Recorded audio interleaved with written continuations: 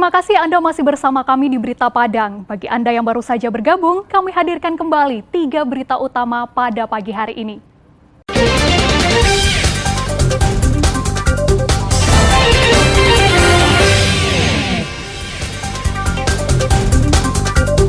Basnas Kota Padang salurkan beasiswa untuk murid sekolah dasar dan pelajar SMP. Pengemudi ojek daring dicabuli 3 waria, hingga warga menuntut penyelidikan kasus korupsi dihentikan, kami sampaikan dalam Padang Sepekan.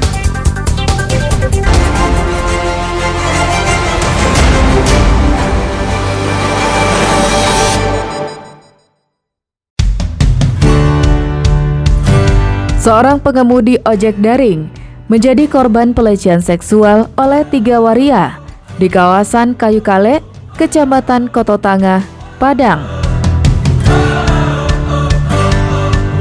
Peristiwanya berawal ketika RF hendak menjual telepon genggamnya melalui media sosial.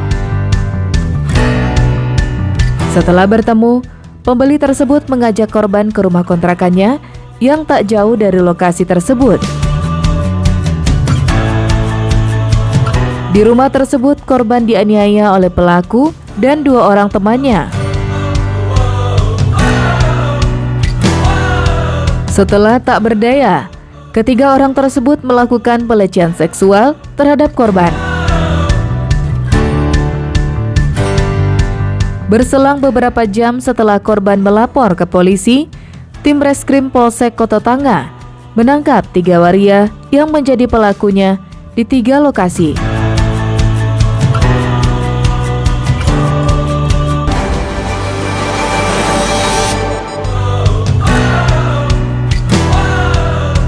Rumah orang tua pelaku cabul di Kabupaten Pasaman dihancurkan dan dirobohkan warga hingga rata dengan tanah. Hal ini dilakukan imbas dari geramnya warga atas tindakan pelaku RH, pemuda berusia 20 tahun, yang telah mencabuli puluhan anak berusia 9 tahun hingga 13 tahun. Sedikitnya sudah 35 orang anak yang didata oleh pihak Polres Pasaman yang menjadi korban predator seks menyimpang tersebut.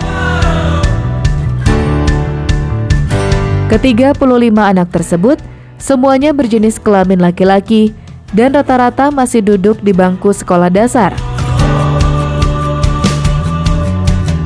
Perbuatan bejat RH diketahui setelah rekannya meminjam telepon genggam tersangka dan secara tidak sengaja melihat rekaman video perbuatan tidak senonoh tersangka terhadap korbannya di dalam ponsel tersebut.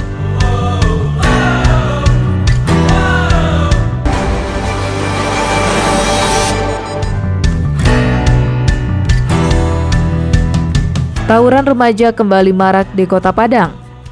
7 remaja yang diduga kuat melakukan tawuran berhasil ditangkap. Mirisnya, dari jumlah tersebut, 2 diantaranya merupakan perempuan. Selain menangkap pelakunya, polisi juga menemukan sebuah gunting yang telah dimodifikasi menjadi pisau dari kantong celana seorang pelaku.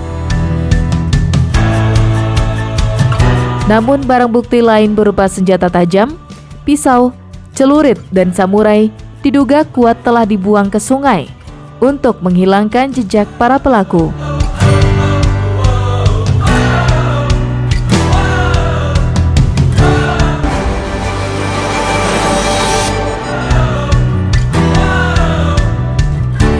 Menteri Agraria dan Tata Ruang, Kepala Badan Pertanahan Nasional Marsekal Purnawirawan Hadi Cahyanto menyerahkan sertifikat hak pengelolaan tanah ulayat kepada masyarakat Nagari Sungayang, Tanah Datar.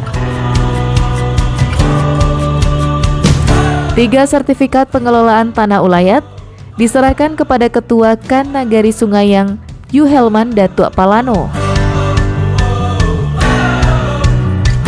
3 sertifikat yang diterbitkan merupakan 3 bidang tanah seluas 10,5 hektar milik 4 suku di kenagarian tersebut, yakni suku Kuti Anyir, suku Mandahiling, suku Piliang, dan suku Caniago.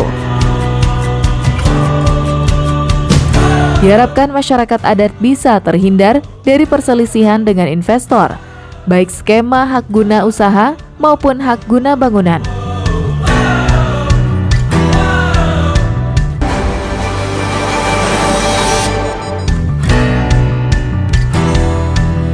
Unjuk rasa warga Nagari Sikabau, Kecamatan Pulau Punjung, Darmasraya, nyaris terjadi baku hantam antara warga dengan petugas. Unjuk rasa dilakukan terkait dugaan korupsi yang terjadi pada Koperasi Sawit Pusako Nenek Mama Nagari Sikabau. Menurut warga, kasus yang diproses Kejaksaan sejak September 2022 bukanlah kasus korupsi, melainkan pembagian dana hibah oleh koperasi dari perusahaan kebun sawit yang dibagikan kepada anggota koperasi dan masyarakat. Namun pihak Kejaksaan Negeri Darmasraya bergeming dan tetap akan melanjutkan kasus dugaan korupsi ratusan juta rupiah dana korupsi sawit Pusako Nenek Mama itu.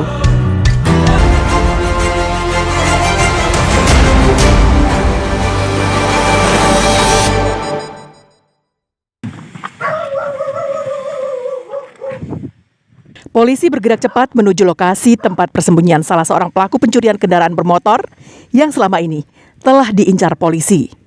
Penangkapan tersangka berlangsung dramatis. Tersangka yang bernama Vicky ini terlibat perkelahian dengan petugas karena melakukan perlawanan saat hendak ditangkap di rumahnya di daerah Simpang 6, Kecamatan Padang Selatan, Kota Padang. Tersangka yang merupakan residivis kasus narkoba ini akhirnya berhasil dibekuk. Selain menangkapnya, polisi juga menahan rekan tersangka yang menjadi penadah motor curian di daerah Ampang, Kecamatan Kuranji. Polisi juga menyita sebuah sepeda motor. Tersangka kemudian dibawa ke Mapolresta Padang guna menjalani proses hukum lebih lanjut. Tersangka mengaku telah beraksi di 10 lokasi di Kota Padang. Setiap kali beraksi, Vicky selalu berdua bersama rekannya yang masih buron. Ada beberapa laporan pencurian sepeda motor yang terjadi di daerah kebetulan viral di medsos. Kita melakukan penyelidikan dan berhasil mendapatkan identitas tersangka, langsung bergerak menuju tempat keberadaan tersangka saat ini. Tersangka dijerat dengan pasal 363 KUHP tentang pencurian dengan kekerasan, dengan ancaman hukuman di atas 5 tahun penjara. Alfi melaporkan dari Padang.